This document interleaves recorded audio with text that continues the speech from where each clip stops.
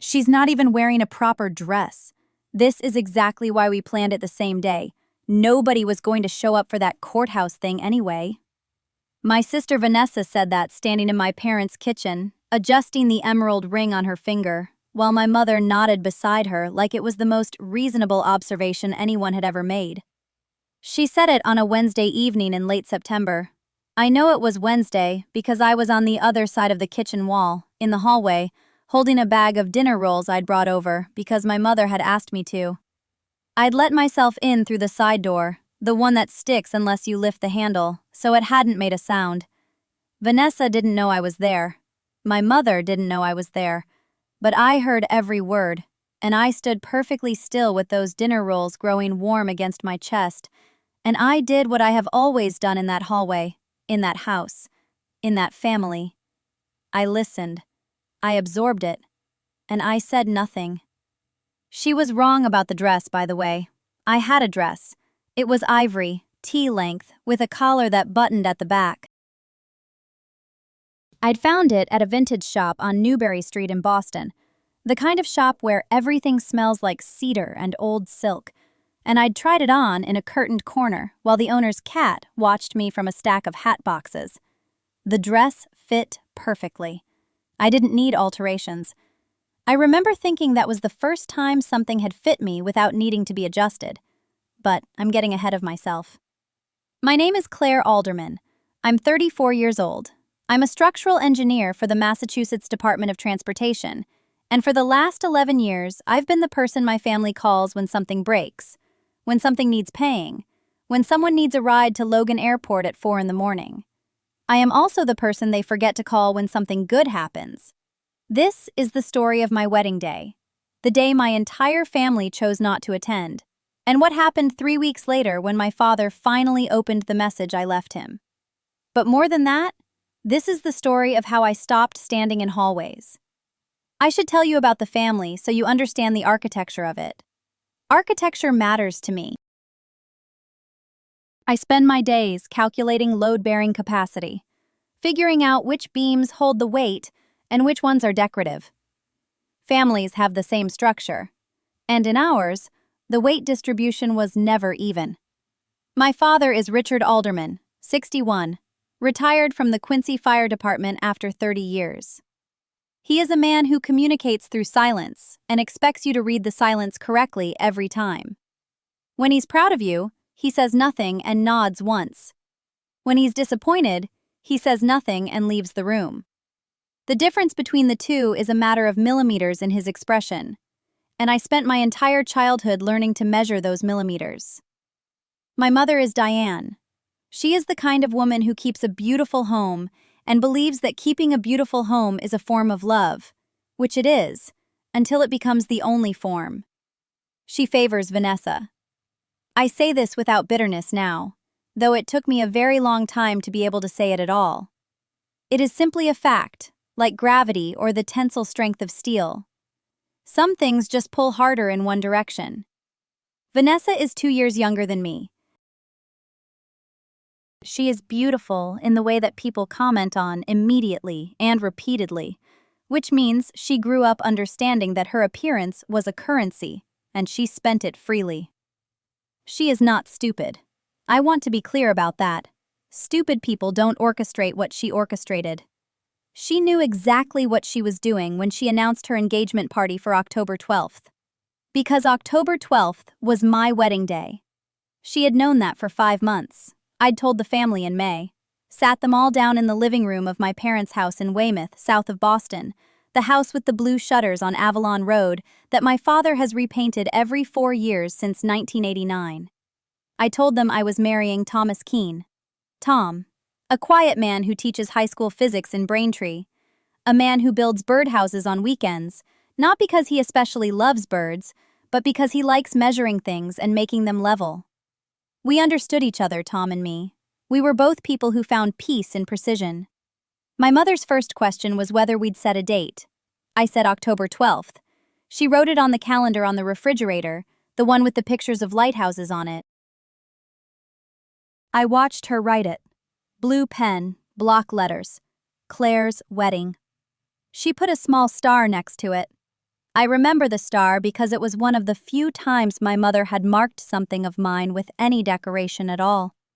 My father said congratulations and nodded once. That was the good nod, I was sure of it. 30 years of studying his face and I was sure. Vanessa said nothing.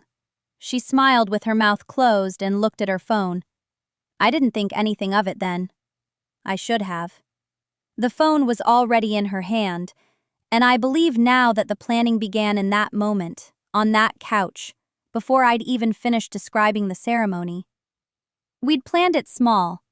A courthouse wedding at the Norfolk Probate and Family Court in Canton, followed by dinner at a restaurant Tom and I loved, a place called Alma in the Fort Point neighborhood, with exposed brick and candles in old wine bottles.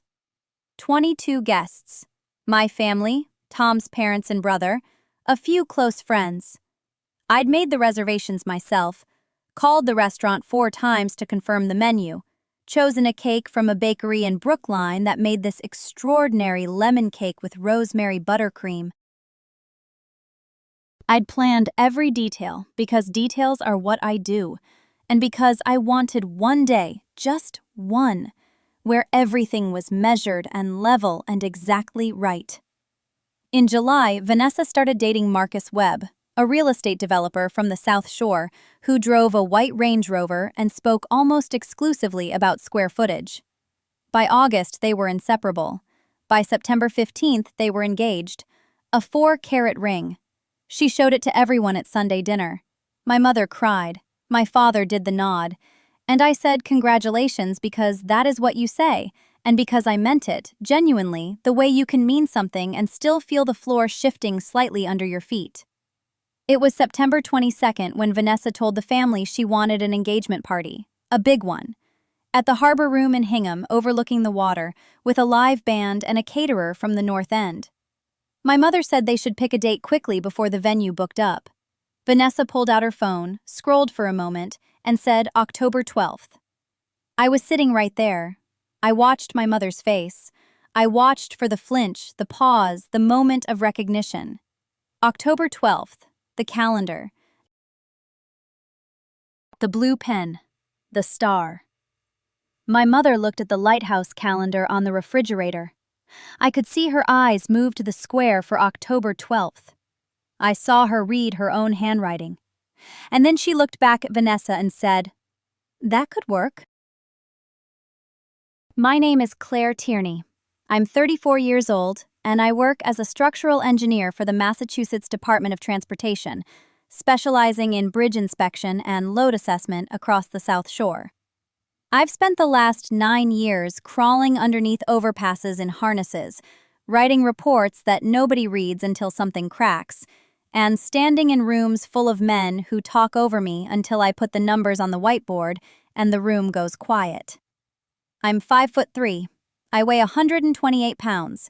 I have a scar on my left palm from a cable snap on the Fore River Bridge project in 2019 that required 11 stitches and left a ridge of white tissue that I rub when I'm thinking. I don't raise my voice. I never have. People mistake that for agreement. I grew up in Weymouth, on Birch Road, in a Cape Cod house with green shutters that my father repainted every 4 years whether they needed it or not. My father, Richard Tierney, drove a propane delivery truck for South Shore Fuel for 31 years. He is a man of routines. Coffee at 5:15, truck warmed up by 5:40, home by 4 unless it was a long-haul day. He believed in 2 things with absolute certainty: that hard work would always be recognized, and that Vanessa would need more help than I would. He never said the second part out loud. He didn't have to. Vanessa is 2 years younger than me. She is beautiful in the way that stops conversations, and I say that without jealousy because it is simply a fact, the way a bridge has a span length or a beam has a yield strength. She has my mother's cheekbones and my father's blue eyes, and something else entirely that belongs only to her, a warmth that pulls people in before she's even spoken. She was homecoming queen at Weymouth High. She was voted most likely to succeed. She studied communications at UMass Amherst and now works in pharmaceutical sales for a company in Cambridge. She is charming and late to everything, and has never once in her life been told no by anyone who loved her. I was the other one, the quiet one, the one who got straight A's and a full scholarship to Northeastern and a job offer before graduation. And none of those things ever landed in the house with the same weight as Vanessa walking into a room and smiling. I don't say this to paint myself as a victim. I say it because it's the foundation you need to understand before the rest of the structure makes sense. My mother, Diane, is a retired school secretary who spent 23 years at the front desk of the Ralph Talbot Primary School. She is a woman who keeps lists and calendars and remembers every neighbor's birthday, every dentist appointment, every school concert for every child on the street. She does not forget things. That is not something she does. So when she looked at October 12th on that calendar and said, "That could work," I want you to understand what that means. It means she saw my wedding date written in her own hand. She saw the star she drew around it, and she chose. The person who taught me how to sit with that kind of knowledge without breaking was my grandfather, Walter Tierney, Grandpa Walt. He lived in a small house on Webb Street in North Weymouth, 3 blocks from the water, and he smelled like pipe tobacco and WD-40 and the Werther's Originals he kept in a tin on his workbench. He had been a pipe fitter for the Quincy shipyard for 40 years. He built things that held. He fixed things that broke. And he had a way of looking at you that made you feel like you were being measured. Not judged, but measured, the way you measure a joint before you weld it, making sure it's true. I used to go to his workshop after school when I was 10, 11, 12. I'd sit on the metal stool and watch him work, and sometimes he'd let me hold a fitting while he tightened it, and he would say things that I didn't understand at the time, but that settled into me like sediment into bedrock. The one I carried the longest was something he said to me the summer I was 13. I had come to him upset because my parents had canceled a trip to the Museum of Science, a trip they had promised me for getting honor roll, because Vanessa had been invited to a birthday party in Plymouth on the same day and needed a ride. I wasn't angry, not exactly. I was confused. I had done the thing they asked. I had earned the reward. And then it disappeared, and nobody seemed to think that required an explanation. Grandpa Walt listened to me. He didn't interrupt. He didn't tell me my parents loved me equally, or that life wasn't fair, or any of the things adults say when they want a child to stop talking about something uncomfortable. He finished threading a pipe fitting, set it down on the bench, and looked at me. He said, "Claire, there are people who see you and people who don't. The ones who don't, you can't make them. But one day you'll be standing somewhere important, and you'll know exactly what you're worth. And it won't be because someone told you. It'll be because you built it yourself, and it holds." He died 4 years ago. Lung cancer, diagnosed in March, gone by August. He left me his workbench and his tools, and a letter I didn't open for 6 months because I knew that once I read it, there would be no more words from him, and I wasn't ready for that silence. I carry the scar on my palm. I carry his sentence in my head. And I carry the image of my mother's eyes moving across that calendar square, reading her own handwriting and choosing. That choosing didn't start with the wedding. It was a pattern so old it had calcified into something the whole family mistook for normal. The first time I noticed it, really noticed it, I was 14. Natalie was 16. Our school held an award ceremony every spring. And that year, I'd won the district science fair with a water filtration project I'd built in Grandpa Earl's garage over 3 weekends. The school invited parents. They sent home a printed card with the date and time. I put it on the refrigerator with a magnet shaped like a lobster. 2 days before the ceremony, Natalie announced she'd made the varsity cheerleading squad. Mom clapped. Dad said he was proud. That night at dinner, Mom said she and Dad would take Natalie to the mall on Saturday to buy new practice shoes and a team warm-up jacket. Saturday. The same Saturday as my ceremony. I said, "That's my awards thing." Mom looked at the fridge, looked back at me, and said, "Honey, they'll mail you the certificate. Natalie needs the shoes by Monday." They mailed me the certificate. It came in a manila envelope, slightly bent. I hung it on my bedroom wall and didn't mention it again. The second time was the summer I turned 21. I'd just finished officer candidate school at Quantico, and the Marine Corps holds a commissioning ceremony. It's not small. You take an oath. Someone pins your gold bars on your shoulders. It is, by any measure, a significant day in a person's life.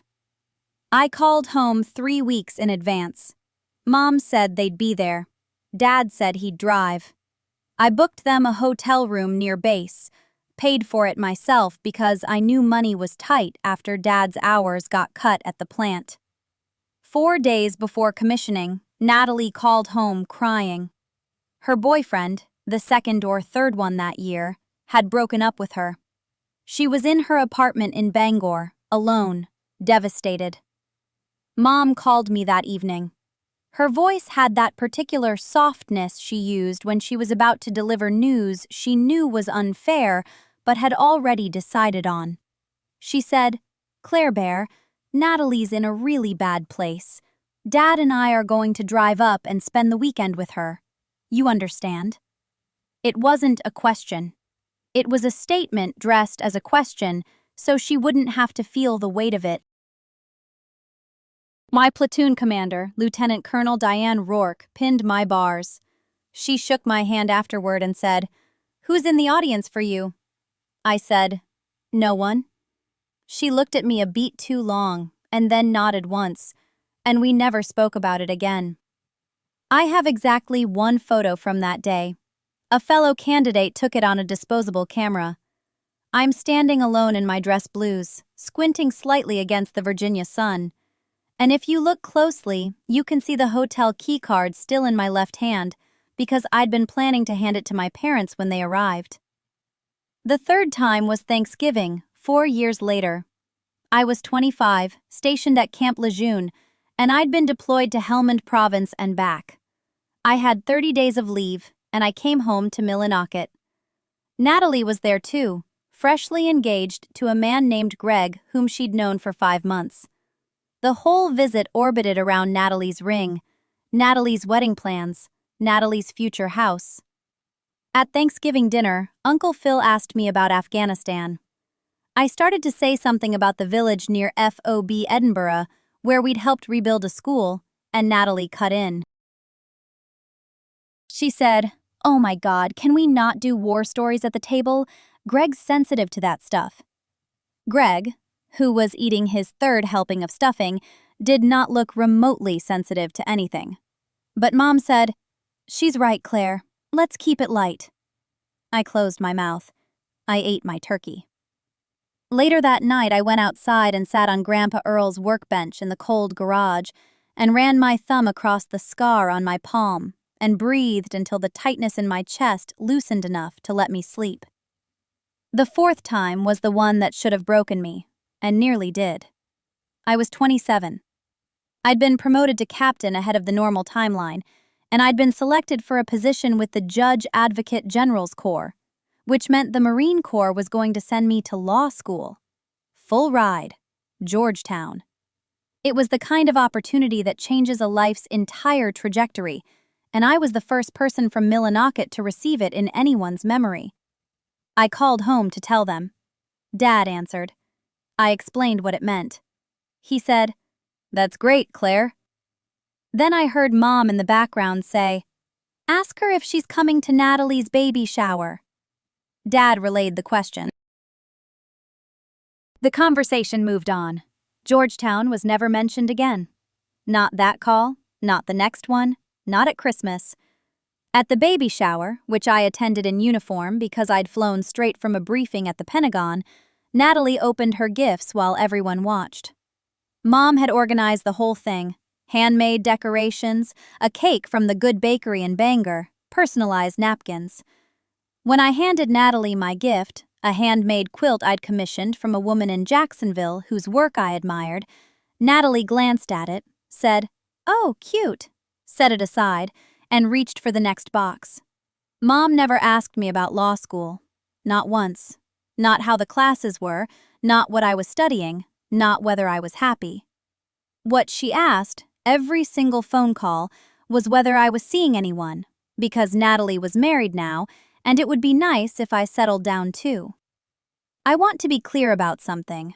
I don't believe my mother hated me. I don't believe she sat in her kitchen thinking, "How can I hurt Claire today?" I believe she loved Natalie louder, because Natalie asked for it louder, and I believe she loved me quietly because I never demanded otherwise. And I believe that over 20-some years, the quiet became invisible, and the invisible became permanent, and by the time my wedding came around, choosing Natalie wasn't even a choice anymore. It was muscle memory. But understanding why someone hurts you doesn't make the hurt smaller. It just makes it more precise. And that precision is what finally changed everything. It wasn't a dramatic moment. There was no screaming fight, no shattered glass, no door slammed so hard the frame cracked. The turning point came on a Tuesday, in a rental car parked outside a Walgreens in Fayetteville, North Carolina, 3 weeks after my wedding. I was picking up ibuprofen for my knee, the one I'd twisted during a field exercise in 2019 that never quite healed right, and my phone buzzed with a text from my mother. It said, "Hope you're doing well, sweetie. Natalie's engagement party photos came out gorgeous. Dad cried during his toast. Thought you'd want to see." And attached were 4 photos. My father, standing at the head of a long table decorated with white roses and gold ribbons, holding a champagne flute, tears visibly streaking down his face. My mother beside him, hand on his arm, beaming. Natalie and Ryan in the center, laughing, surrounded by aunts and uncles and cousins I recognized from every holiday I'd ever attended. The 4th photo was the whole group, maybe 30 people, all dressed up, all radiant, all together. I sat in the parking lot and looked at those photos for a long time. The engine was off, the windows were up. The air inside the car got warm and then stale, and I didn't notice. My father cried at Natalie's engagement party. My father didn't come to my wedding. I scrolled back through my texts with my mother. The last substantive conversation we'd had was 5 days before my wedding, when she told me they wouldn't be able to make it, but she was sure it would be lovely. Before that, a brief exchange about whether I'd received the Christmas package she sent, which arrived in January and contained a candle and a gift card to a store that didn't exist near any base I'd ever been stationed at. Before that, 3 weeks of silence. I scrolled through my texts with my father. The last message from him was 2 months old. It said, "Proud of you, kid," which sounds warm until you realize it was his response to me telling him I'd been promoted to captain. 4 words. No follow-up. No call. I scrolled through my texts with Natalie. There were almost none. Natalie and I didn't text. We never had. We existed in the same family the way 2 planets exist in the same solar system, aware of each other's gravity but never actually touching. I put the phone down on the passenger seat. I looked at the Walgreens sign, red and white and ordinary. A woman walked past my car pushing a stroller, talking on her phone, laughing about something. The world was completely normal. Nothing had changed. And everything had changed.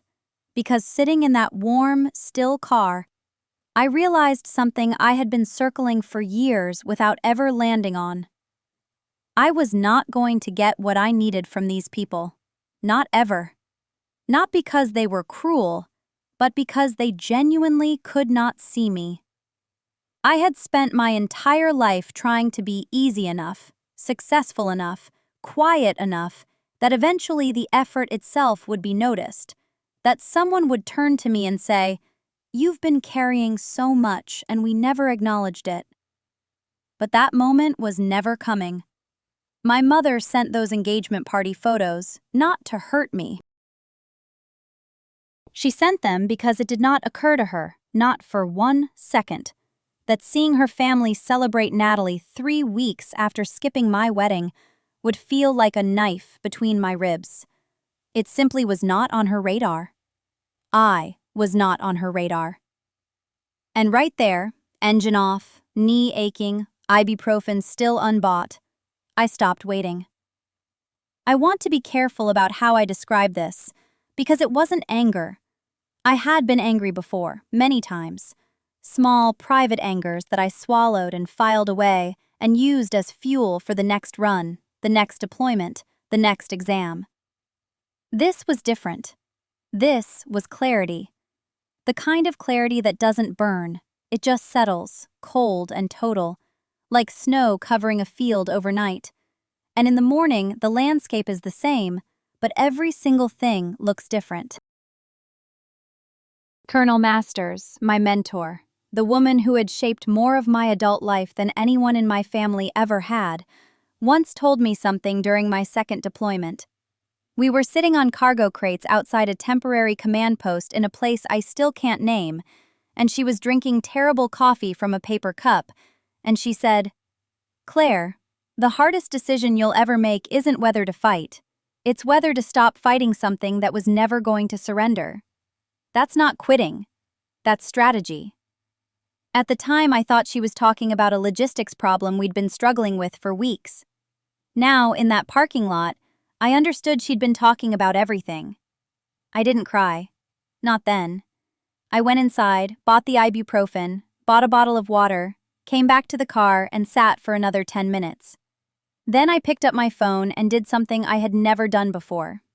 I called Marcus. Not to vent, not to ask for advice. I called him because he was my husband, and because for the first time in my life, I wanted to say the thing out loud to someone who would actually hear it. He picked up on the second ring. I could hear the TV in the background, some baseball game, and he muted it immediately, the way he always did when I called, every single time without being asked. I said, "Marcus, I'm done." He was quiet for a moment. Then he said, "Okay, what do you need?" And I said, "I need to build something that's mine, that's ours, and I need to stop pretending my family is part of it." He said, "I'm here." 2 words, no speech, no questions, no attempt to fix, just presence, steady and real, the exact opposite of everything I had grown up with. I sat in that parking lot for another minute, holding the phone, listening to him breathe, and for the first time the silence between me and another person didn't feel like absence. It felt like ground. I drove home. I took the ibuprofen. I made dinner. And that night, after Marcus fell asleep, I sat at the kitchen table with my laptop and began. I started with the accounts. That might sound cold, starting with money when your heart is the thing that's broken, but my grandfather taught me something about money that most people never learn. He said, "Money is not about greed, Claire. Money is about clarity. When you follow the money, you find the truth. And when you control the money, you control the exit." So I followed it. It took me 3 nights at that kitchen table to map everything out. I used bank statements going back 7 years, tax records, property filings from the Cuyahoga County Recorder's Office, and a yellow legal pad that I filled front and back with numbers and dates and names. Marcus would wake up around 2 in the morning, find me still sitting there with my reading glasses on, and he would set a glass of water next to my laptop without saying a word. Then he would go back to bed. He trusted the process. He trusted me. Here is what I found. The house on Edge Hill Road, the one my parents lived in, the one my father referred to as his house whenever he wanted to remind us who was in charge. It was not his house. It had been purchased in 1987 by my grandfather, Harold Whitfield, and the deed had been transferred into a family trust in 2003, with one specific provision. The trust named two beneficiaries equally, me and Danielle. My father was the trustee, which meant he managed the property, paid the taxes, made decisions about maintenance. But he did not own it. He had never owned it. And he had certainly never told either of us. That was the first thing. The second thing was the business. My father ran a small commercial plumbing supply company called Whitfield & Sons, which was a name that had always quietly bothered me, because Harold Whitfield had no sons. He had one daughter, my mother, and two granddaughters. The company had been started by my grandfather in 1971 and handed to my father when he married my mother in 1984. My father had run it ever since. He talked about it like he had built it from nothing. He told people at church, at neighborhood cookouts, at Danielle's school events that he was a self-made man. But the original capital, the warehouse lease, the first 3 client contracts, all of it came from my grandfather. All of it was documented. I had the paperwork because my grandfather had given me a copy of everything before he died. He had put it in a fireproof box and told me to keep it somewhere safe. I asked him why, and he said, "Because your father has a short memory, and short memories make long problems." I had kept that box in the back of our bedroom closet for 4 years without opening it. I opened it now. The third thing was the loan. In 2019, my father had taken a $200,000 line of credit against the Edge Hill Road property to expand the business warehouse. He had done this without informing me or Danielle, which, as trust beneficiaries, we should have been notified. He had forged the signature of the trust's secondary trustee, which was supposed to be me. I discovered this because the lending bank, a regional outfit in Parma, had sent correspondence to an address I had never lived at. When I called the bank and asked them to verify the signature on file, the woman on the phone read back a name and address that did not match mine. My father had used my maiden name with Danielle's home address. I sat with that for a long time. I did not call him. I did not call Danielle. I did not post anything on social media or send a furious text message at midnight. I did what my grandfather would have done. I called a lawyer. Her name was Terry Babcock. She worked out of a small firm on West 6th Street downtown, specializing in estate and trust litigation. She was in her late 50s, direct, unimpressed by drama, and she wore reading glasses on a chain around her neck that she would put on and take off depending on whether she was listening to you or reading your documents. When I laid everything out for her across her conference table on a Tuesday morning, all the statements and the trust papers and the forged signature and the loan documents, she put her glasses on and read for 11 minutes without speaking. Then she took them off, looked at me, and said 3 words. "You have standing." She explained it slowly and clearly, the way you explain something to a person who needs to hear it more than once. She said my father had breached his fiduciary duty as trustee. She said the unauthorized loan constituted fraud. She said I could petition the probate court in Cuyahoga County to have him removed as trustee, compel an accounting of all trust assets, and potentially pursue personal liability for the forged documents. She asked me if I wanted to do all of that or some of that. I said all of it. She nodded. Then she said something I was not expecting. She said, "You know this will change your family permanently." I said, "Terry, my family changed permanently 4 months ago, when none of them came to my wedding." She almost smiled. I worked with Terry for the next 3 months. We filed nothing publicly. We gathered, we organized, we prepared. During those months, I did something that felt unnatural but necessary. I kept up appearances. I returned my mother's occasional text with brief, polite responses. I liked a photo Danielle posted from a trip to Put-in-Bay. I sent my father a birthday card in April, signing it Claire and Marcus. Neat handwriting, no personal note. I became exactly what they had always wanted me to be: quiet, cooperative, invisible. They never suspected a thing. Why would they? I had been invisible to them for 31 years. Marcus watched me during those months with a kind of careful attention that I recognized from his work. He was a structural engineer. He understood load-bearing walls. He understood which parts of a structure you could remove and which ones, if you touched them, would bring the whole building down. One night, he came into the kitchen while I was organizing filing tabs and he said, "You are building a case the way I would build a bridge." I said, "What do you mean?" He said, "You are making sure it holds before you put any weight on it." I said, "My grandfather would have liked you." He said, "I know. That is why I married his granddaughter." The rehearsal dinner was my sister Clarissa's idea. She wanted it at the Boathouse in Central Park because she said it would photograph well for the engagement party album she was already planning. My parents rented the private dining room. 42 guests, orchid centerpieces, a string quartet that played Vivaldi while people ate lobster risotto and pretended they were the kind of family that did this every weekend. I was not invited to the rehearsal dinner. I found out about it from my cousin Derek, who called me the morning of because he assumed I already knew and wanted to ask if Marcus and I could give him a ride from Brooklyn. I told him we were not attending. There was a pause. Then he said, "Oh." Then he said, "I am sorry, Elaine." I said, "Do not be sorry. Just go and have a nice time. Tell me how the risotto is." That was 11 days before the engagement party itself, the party where everything changed.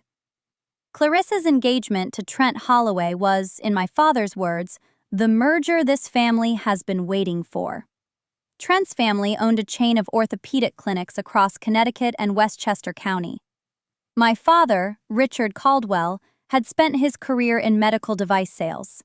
He saw the marriage the way he saw everything, as a deal, as leverage, as something that could be weighed on a spreadsheet and found profitable. The engagement party was held at the Greenwich Country Club on a Saturday in late September. 200 guests. My mother had spent 4 months planning it. My father had written a speech. My sister had a custom dress from a designer in Soho whose name she mentioned 11 times in a single phone call I overheard between her and our mother 3 weeks before. I know because I counted. Marcus and I arrived at 6:15. We were invited to this one. My mother had called me specifically to say, "Please come, your father wants the whole family there for the photo." And I understood what she meant. She wanted me in the background of the portrait. She wanted the composition to look complete. I wore a dark green dress I had bought at Nordstrom the previous spring. Nothing spectacular. Marcus wore a charcoal suit and the silver cufflinks my grandfather had given him at our wedding, which my grandfather attended alone because everyone else in my family had been at Clarissa's surprise engagement brunch instead. But I am getting ahead of myself, or behind myself. The timeline of injuries in my family does not run in a straight line. It spirals. We sat at table 9, near the kitchen. I could hear plates being stacked and the hiss of the industrial dishwasher through the wall. Marcus squeezed my hand under the table and said nothing. He did not need to. At 7:45, my father stood up to give his speech. He talked about Clarissa's beauty, her grace, her ability to light up a room. He talked about Trent's family, their accomplishments, their shared vision. He talked about legacy. He used that word 4 times. He talked about what it means to raise a daughter who makes you proud. Singular. A daughter. Then he raised his glass and said, "To the future of this family." 200 people clinked crystal. I did not drink. At 8:20, during the dessert course, my mother came to table 9. She leaned down between me and Marcus and whispered, "Your father wants to do the family photo now. Come to the front." I stood up. I followed her. We gathered near the fireplace, the one with the carved mahogany mantel that the club had imported from some estate in England. Clarissa was in the center, Trent beside her, my parents flanking them. I was directed to the far left. The photographer, a woman with a camera that cost more than my first car, adjusted the framing twice. Both times, she moved me further to the edge. My father said to the photographer, "Make sure you get Clarissa's ring in the shot." "It is a 3-carat oval from Harry Winston." The photographer nodded. She did not ask about my ring. Nobody ever did. After the photo, I went back to table 9. Marcus looked at me and said quietly, "You okay?" I said, "Yes." Because I was. I was more than okay. I was ready. At 8:55, I took out my phone. I opened the message I had drafted 9 days earlier. I had rewritten it 14 times. Marcus had read the final version and said only, "It is clear." That was enough. The message was addressed to my father. It was CC'd to my mother, to Clarissa, and to Gerald Finch, my father's attorney, whose email I had obtained through a public filing connected to the family trust. The message contained 3 attachments. The first was a certified letter from my attorney, Dana Whitfield of Whitfield and Pryor in Midtown, formally requesting a complete accounting of the Caldwell Family Trust, of which I was a named beneficiary and had never once received a distribution or a statement in 13 years. The second was a copy of the trust document itself, which I had obtained through a records request after discovering that my grandfather had named me as co-trustee upon turning 30, a role I had never been informed of and which had been quietly filled by my father himself through a procedural amendment I had not signed. The third attachment was a letter from my grandfather, written to me, dated 4 months before he died.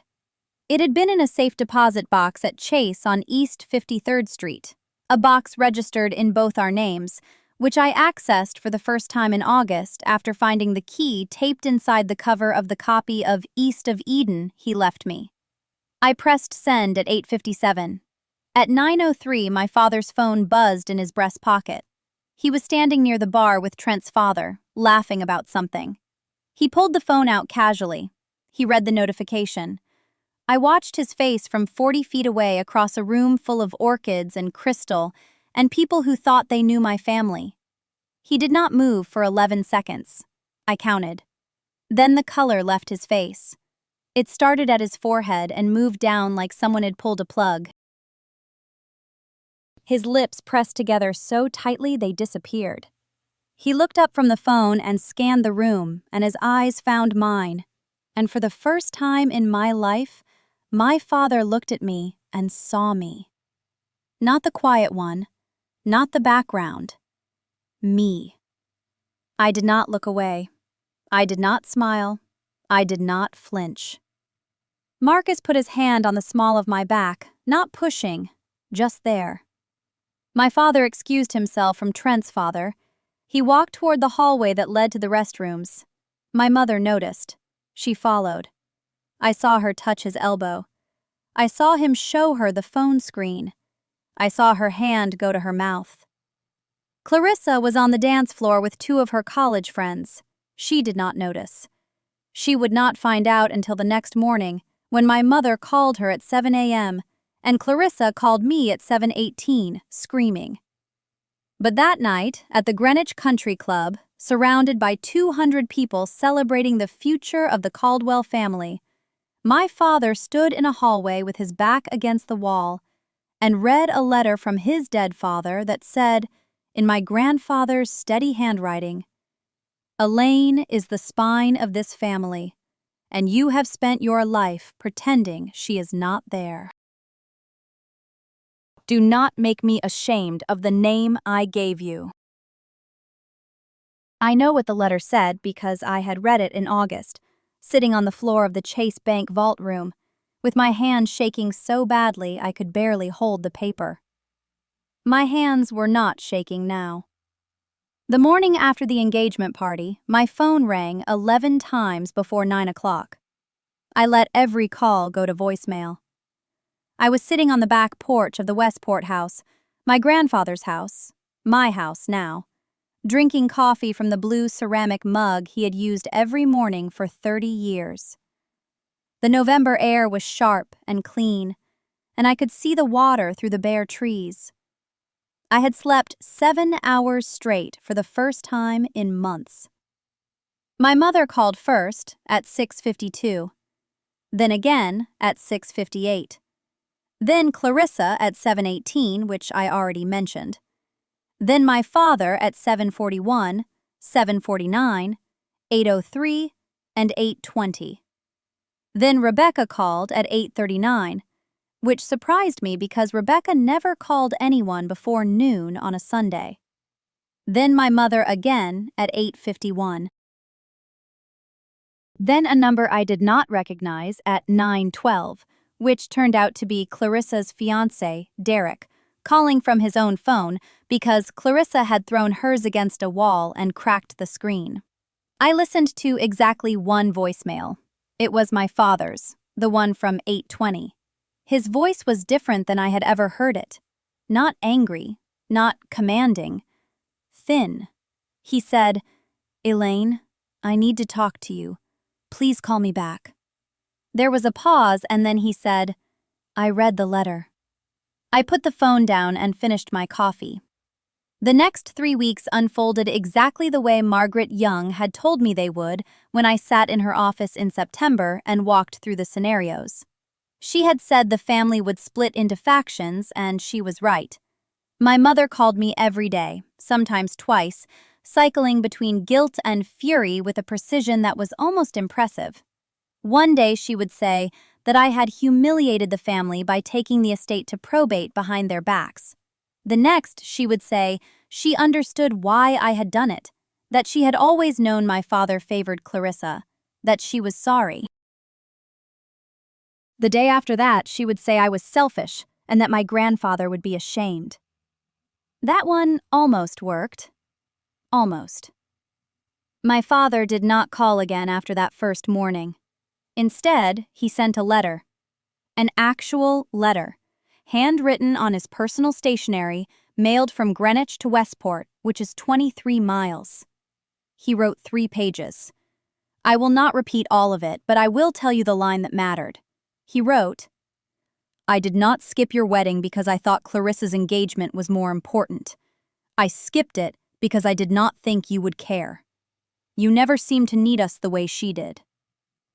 I sat with that sentence for a long time. I sat with it on the porch, and I sat with it in the kitchen, and I sat with it at 3 in the morning when I could not sleep. I thought about all the years I had spent being the easy one, the competent one, the daughter who handled things and never complained and never asked for help. I thought about how I had trained them to ignore me by never once insisting that they look. But here is the thing. I was a child. They were the parents. It was not my job to teach them how to love me. Rebecca drove up from the city on the second Saturday.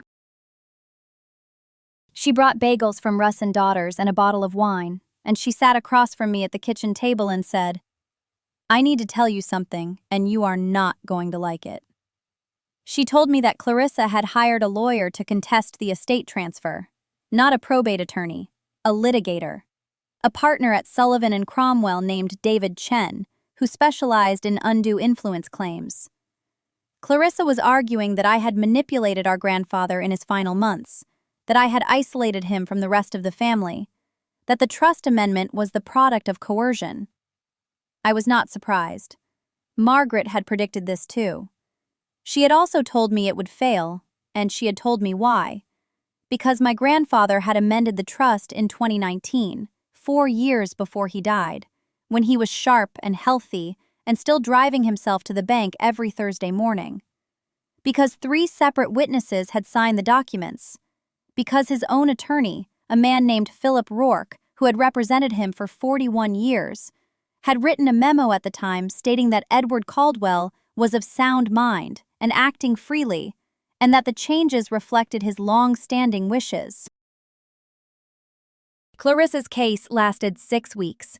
David Chen withdrew the challenge in January after Philip Rourke submitted a deposition that included a recorded conversation from 2020 in which my grandfather explicitly said that he was leaving the house and the bulk of the trust to me because I was the only person in the family who had never asked him for money.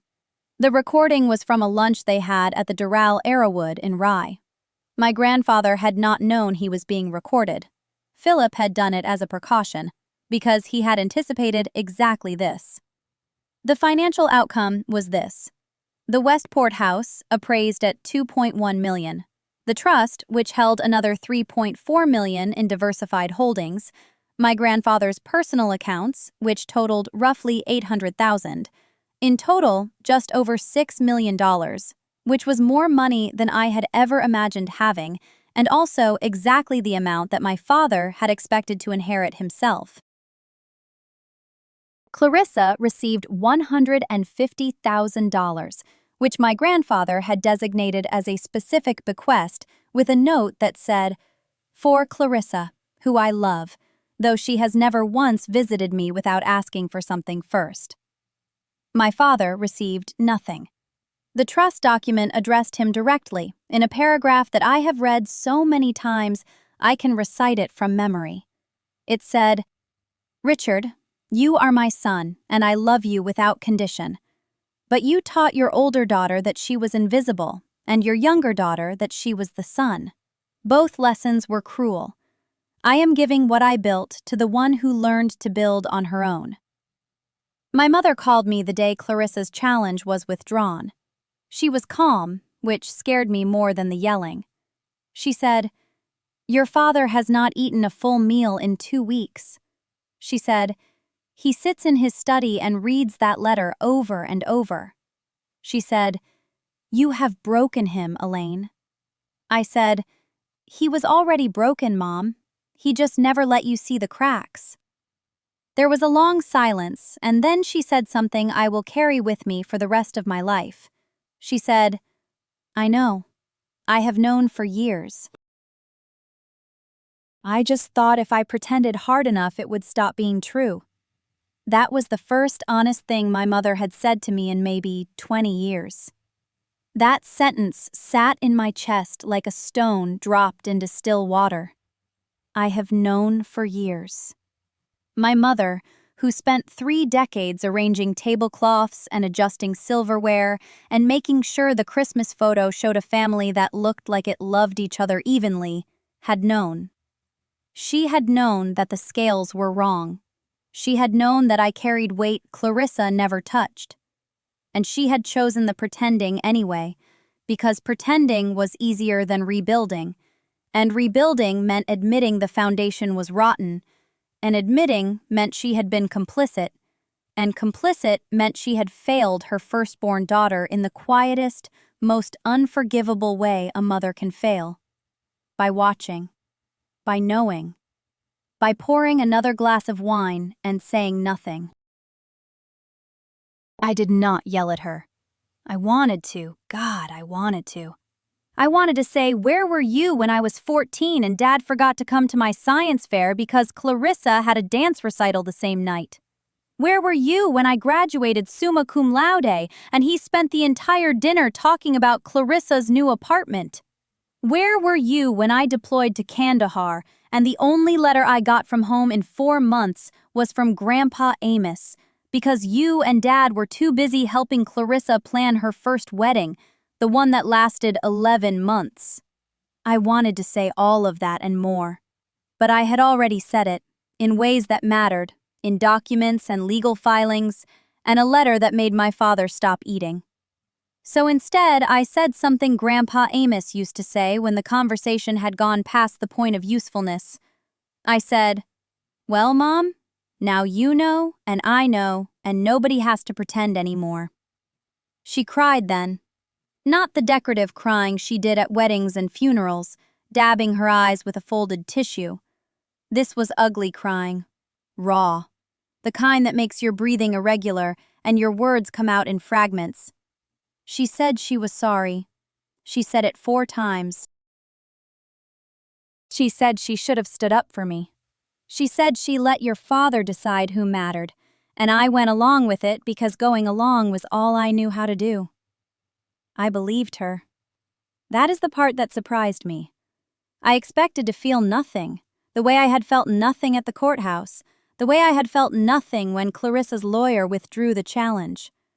But hearing my mother admit what she had done, what she had failed to do, cracked something open in me that I thought I had sealed permanently. I sat on the floor of my kitchen in Alexandria with the phone pressed to my ear, and I pressed my free hand flat against the cold tile, and I let myself feel the full weight of 36 years of loneliness inside my own family. I did not cry, not then, but my throat closed and my eyes burned, and I had to breathe through my nose in slow, measured counts, the way they taught us during resistance training at Fort Bragg. 4 in, 4 hold, 4 out. I controlled it. I have always controlled it. My mother asked if she could come see me, not with Dad, alone. I told her I needed time. She said she understood, and for once, I think she actually did. It took me 3 weeks to agree to the visit. She drove down from Bethesda on a Tuesday in early March. She brought a coffee cake she had made from scratch, the kind with the crumb topping, and I recognized it immediately because it was Grandpa Amos's recipe. She had never made it before. She had always said it was too much trouble, too many steps, the crumb never came out right. But here it was, golden and perfect on my counter, and I understood that this was her way of saying, I see him in you, and I should have said so sooner. We sat at my small kitchen table and ate coffee cake and drank tea, and she told me things I had never heard. She told me that when I was born, my father held me for 2 hours straight and cried, and called his own father to say, I have a daughter, Pop. She looks just like you. She told me that when Clarissa was born 2 years later, something shifted, not because he loved me less, but because Clarissa was easier. She laughed when he entered the room. She reached for him. I was already independent at 2, already serious, already watching instead of reaching. And my father, who never learned to go toward difficulty, went toward ease. He chose the child who made him feel chosen. And then the habit calcified, and the years hardened it, and by the time I was 10, the pattern was set in stone, and nobody questioned it because questioning meant dismantling, and dismantling meant mess, and we were not a family that did mess. She said, You were so capable that we convinced ourselves you did not need us. And then you became so capable that you actually did not need us, and by then it was too late to undo what we had done. I told her it was not too late. I told her it was late, very late, possibly later than it should have been, but not too late. And I meant it, though I also meant that late has a cost, and that cost does not disappear just because someone finally shows up.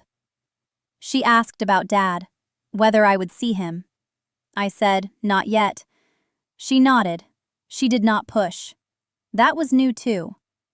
When she left that evening, she hugged me at the door and held on longer than she ever had. She smelled like flour and the vanilla extract she always bought from the same shop in Georgetown. She said, You are so much like him, your grandfather. He would be so proud of you. And I said, I know, Mom. He told me. Every single day he told me. That was the difference. She flinched, just barely. And then she walked to her car in the rain, and I closed the door, and I stood there in my hallway, and I finally let myself cry.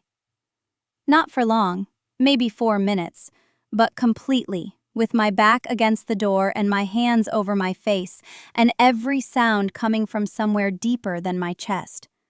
4 minutes. Then I washed my face, made another cup of tea, sat down at my desk and opened my laptop because I had a brief due Thursday and the world does not pause for grief, not even the old kind, not even the kind you have been carrying so long it has become part of your skeleton. That Thursday brief was for a family court case, a mother fighting for custody of her 2 kids after her ex-husband convinced everyone she was unfit. She was a nurse, worked double shifts, missed a few school pickups because she was elbow deep in someone's chest cavity keeping them alive. And somehow that made her the bad parent. I sat at my desk that night after my mother left, and I read through her deposition, and I thought, I know you. I know exactly who you are. And I wrote the best brief of my career, not because I was angry, because I was clear. The judge ruled in her favor 6 weeks later. She called me from the parking lot of the courthouse, and she was sobbing so hard I could barely understand her. She said, "Ms. Ellison, I do not know how to thank you." And I said, "You do not need to thank me. You just need to go pick up your kids." That is what my grandfather would have said. That is what he meant every time he told me, "You do your work and you let the work speak. You do not perform generosity. You do not perform strength. You just show up and you do what needs to be done, and the right people will notice, and the wrong people will not, and both of those things are fine." I think about him most in the evenings now. Not in any dramatic way. I do not light candles or visit his grave every Sunday or talk to him out loud in an empty room. I just notice him. In the way I fold my hands when I am thinking. In the way I pour tea, slow, watching the color bloom. In the way I pause before I answer a difficult question, not because I do not know the answer, but because I want to make sure I am giving the right one and not just the fast one. He lives in my pauses. He always did. I got a card from Vanessa about 2 months after everything settled. Not an apology. Vanessa does not apologize. It was a congratulations card from my new office. She had seen the announcement in the Georgetown Gazette, the small local paper that ran a piece about the firm after we won a significant housing discrimination case. She wrote inside the card, in her looping cursive, "Looks like you landed on your feet. Always knew you would." No signature, just a small V with a period after it. I put the card in my desk drawer. Not in the trash, not on the wall. In the drawer. With the paper clips and the spare phone charger and all the other things that serve a small function and do not need to be displayed. That felt right. My father calls me on the first Sunday of every month now, exactly at 7 in the evening. The conversations are short, 10 minutes, sometimes 12. He asks about work. I tell him what I can. He asks about David. I say David is fine, and that is true. David is more than fine. David has been the steadiest thing in my life for years, and my father is only now learning this, because my father was only ever looking in one direction, and it was not mine. I do not punish him during these calls. I do not bring up the wedding. I do not mention the inheritance or the letter or the way his face looked in that living room when the truth landed on him like a building. I just talk to him like an adult talks to another adult when the history between them is long and complicated, and neither of them is pretending it is simple. He is trying. I can hear it in the way he clears his throat before he says my name. The effort it costs him to be present in a conversation he cannot control. I give him credit for that. Not much, but some. Some is enough for now. David and I went back to the courthouse last spring, not for a case, just to walk past it. It was a Saturday morning, warm, the cherry blossoms just starting to open along the waterfront. We stood on the steps where we had stood on our wedding day, and he put his arm around me, and we did not say anything for a while. Then he said, "You know what I remember most about that day?" And I said, "What?" And he said, "You did not look back. Not once. When we walked out those doors after the ceremony, you looked straight ahead. And I knew right then that you were going to be okay. That we were going to be okay." I leaned into him, and I watched the blossoms drift across the sidewalk. And I thought about all the versions of myself that had stood in that same spot. The version who got married with 6 people in attendance. The version who sat in a courtroom across from her own family and did not blink.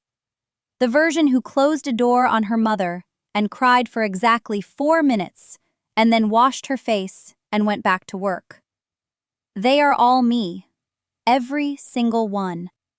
If you are listening to this and you are the one in your family who gets overlooked, who gets the smaller plate, who gets the "oh, we forgot to tell you," I want you to hear me. Not with advice. Not with some phrase stitched on a pillow. Just with this. You are not invisible because they did not see you.